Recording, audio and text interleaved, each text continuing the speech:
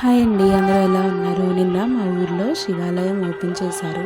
ధ్వజస్తంభము, శివుని ప్రతిష్ఠించడము అన్నీ ఒకే రోజు చేశారు. చూడండి ఫ్రెండ్స్.